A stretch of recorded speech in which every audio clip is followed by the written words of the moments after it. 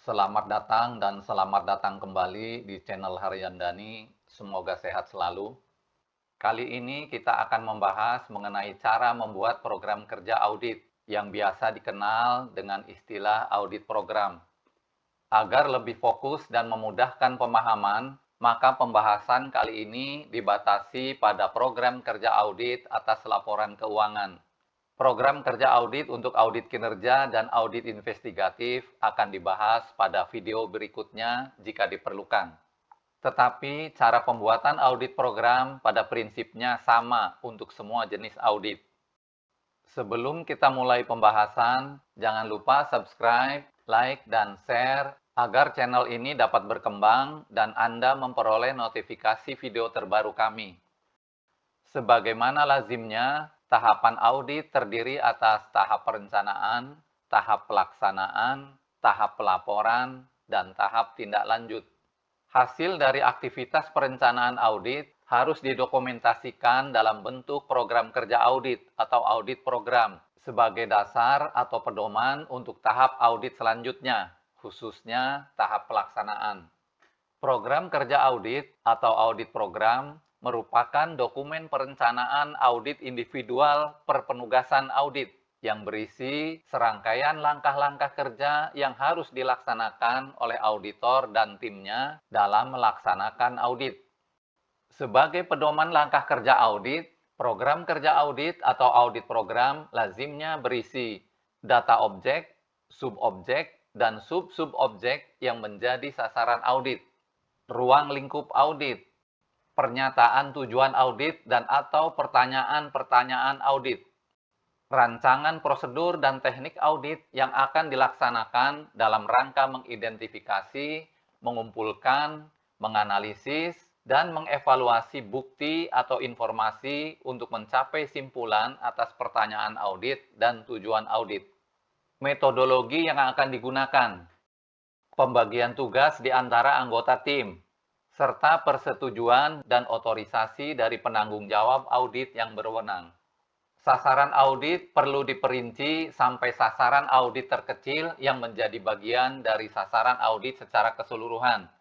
Dalam konteks laporan keuangan, maka laporan keuangan diperinci menjadi per jenis laporan, yaitu laporan posisi keuangan atau yang biasa disebut neraca, laporan laba rugi, laporan perubahan ekuitas, dan lain-lain.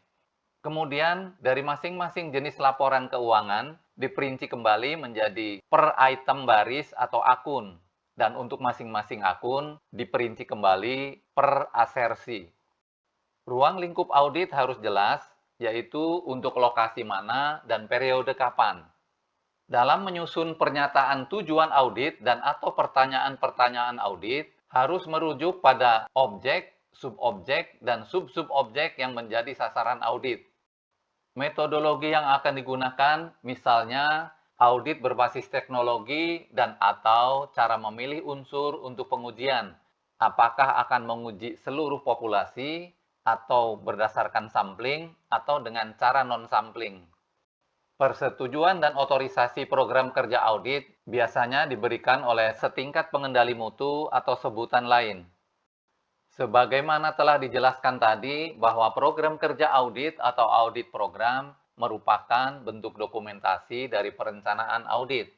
Untuk dapat menuangkan ke dalam program kerja audit atau audit program, auditor harus melakukan kegiatan yang diperlukan pada tahap perencanaan audit, di antaranya berupa pemahaman bisnis, proses bisnis, dan lingkungan bisnis auditan atau auditi. Pemahaman dan penilaian sistem pengendalian internal auditan, penentuan dan pemahaman kriteria audit, pemahaman jenis bukti dan sumber bukti audit, memerinci atau cascading sasaran audit ke dalam subsasaran dan sub-subsasaran, penentuan tujuan audit dan atau pertanyaan-pertanyaan audit. Ada beberapa pilihan format program kerja audit, di antaranya adalah yang pertama, bentuk standar berupa daftar uji atau checklist yang berisi langkah-langkah kerja audit yang akan dilaksanakan. Format ini banyak dipakai oleh auditor karena dapat digunakan juga untuk mengecek dan memastikan bahwa seluruh langkah kerja audit dilaksanakan selama penugasan. Yang kedua, bentuk memorandum yang menguraikan langkah-langkah kerja audit yang akan dilaksanakan dalam bentuk yang lebih bebas. Format seperti ini lebih cocok digunakan dalam situasi perencanaan audit yang dinamis dan kemungkinan terdapat perubahan-perubahan yang signifikan. Yang ketiga, bentuk matriks risiko dan pengendalian, yang kemudian ditambahkan kolom-kolom untuk pembagian tugas bagi para auditor dan atau keterangan lainnya. Ini adalah contoh format program kerja audit bentuk standar yang lazim digunakan oleh auditor. Isinya mencakup nama auditan, kode auditan, alamat auditan, sasaran audit, periode yang diaudit, tujuan audit. Kemudian sasaran audit diperinci menjadi subsasaran atau sub-subsasaran audit. Kemudian di sini diuraikan mengenai tujuan dan prosedur audit. Dimulai dengan penjelasan umum, kemudian tujuan audit, dan langkah-langkah kerja audit. Di kolom berikutnya kita lihat keterangan mengenai siapa yang akan melaksanakan langkah-langkah kerja audit. Rencana dilaksanakan oleh siapa, dan realisasinya nanti dilaksanakan oleh siapa. Di kolom berikutnya ada referensi kertas kerja. Jadi setelah nanti dilaksanakan langkah-langkah kerja, nah ini akan diberi tanda bahwa hasil dari langkah kerja tersebut tertuang dalam dokumen kertas kerja audit nomor berapa.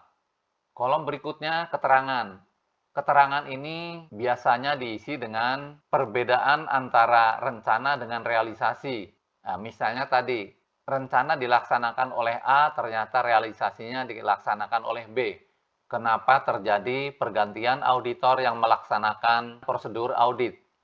Atau mungkin ada prosedur yang tidak dapat dilaksanakan. Nah, di sini dijelaskan mengapa prosedur audit tidak dapat dilaksanakan. Berikutnya adalah persetujuan atau otorisasi. Tetapi sebelum disetujui tentunya harus jelas siapa yang menyusun program kerja audit ini. Untuk lebih jelasnya kita lihat contoh program kerja audit yang lebih konkret sebagai berikut. Contoh misalnya nama auditan PT Perdagangan Antar Nusa. Kode auditan D015. Alamat auditan Jalan Dahlia nomor 40 Jakarta Utara. Sasaran audit laporan keuangan PT Perdagangan Antar Nusa. Periode yang diaudit tahun buku 2023. Tujuan audit menilai kewajaran laporan keuangan atau pemberian opini. Sasaran audit ini perlu diperinci menjadi sub-sasaran atau sub-subsasaran yang lebih kecil. Untuk audit laporan keuangan, sasaran audit biasanya diperinci berdasarkan pos-pos laporan keuangan. Salah satu pos laporan keuangan adalah persediaan barang dagangan. Kita lihat di sini penjelasan umum yang relevan dengan persediaan barang dagangan, misalnya PT Perdagangan Antar Nusa memiliki 256 jenis barang dagangan yang disimpan di 6 lokasi gudang. Barang-barang tersebut diperoleh dari 4 supplier utama. Pencatatan persediaan menggunakan metode FIFO dan pada setiap triwulan dilakukan opname persediaan. Tujuan audit yang relevan untuk persediaan barang dagangan, yang pertama, untuk meyakini apakah keberadaan fisik persediaan sesuai dengan yang dilaporkan. Yang kedua, untuk meyakini persediaan yang ada atau dilaporkan betul-betul milik perusahaan dan berasal dari transaksi yang sah.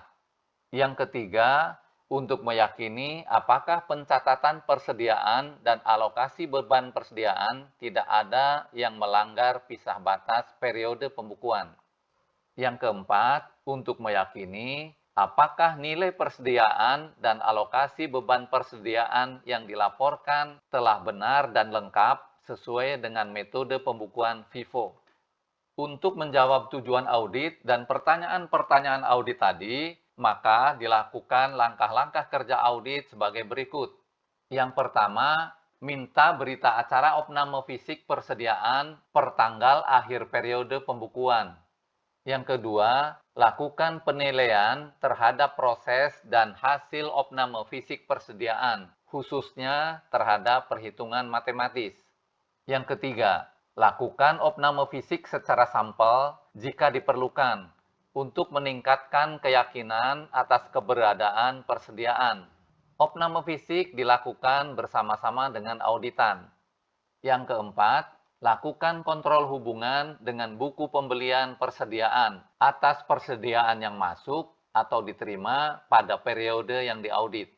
Yang kelima, uji secara sampel dokumen pembelian persediaan pada periode yang diaudit untuk menguji keabsahan transaksi pembelian dan meyakini kepemilikan persediaan. Yang keenam, uji transaksi pembelian dan penjualan pada akhir periode pembukuan untuk mendeteksi kesalahan pisah batas periode dalam pembukuan. Perlu saya tambahkan penjelasan di sini bahwa langkah-langkah kerja audit harus dituangkan dalam bentuk kalimat perintah. Karena pada prinsipnya ini adalah sarana untuk memberi perintah kepada tim yang terlibat untuk melaksanakan langkah-langkah kerja.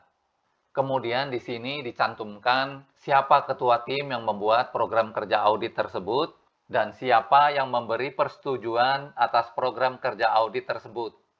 Dalam contoh ini, ketua timnya bernama Amran dan yang menyetujui pengendali mutu saya contohkan Jufri. Kemudian di sini dapat dilihat siapa yang direncanakan akan melaksanakan langkah-langkah kerja audit. Dalam contoh ini, langkah-langkah kerja audit untuk persediaan barang dagangan akan dilaksanakan sendiri oleh ketua tim, yaitu Amran. Sampai di sini dulu pembahasan kali ini. Jangan lupa subscribe, like, dan share.